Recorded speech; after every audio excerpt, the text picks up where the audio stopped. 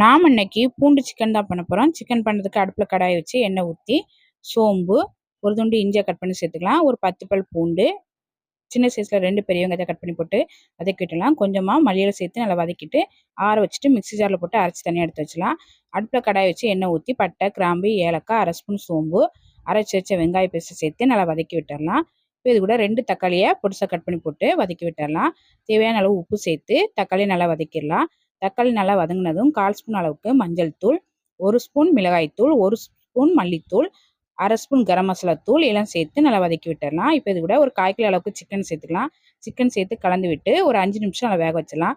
5 நிமிஷம் நல்லா வெந்ததுக்கப்புறமா 1 டம்ளர் அளவுக்கு தண்ணி சேர்த்து கலந்து விட்டு மூடி போட்டு ஒரு 25 நிமிஷம் சிக்கனை நல்லா வேக வச்சிடலாம். ஒரு 25 நிமிஷமா சிக்கன் நல்லா வெந்து ரொம்ப டேஸ்டான பூண்டு சிக்கன் ரெடி ஆயிடுச்சு. கடைசியாக கொஞ்சமாக மல்லியில சேர்த்து கலந்துட்டு இறக்கிற வேண்டியதான். ட்ரை பண்ணி பாருங்கள்.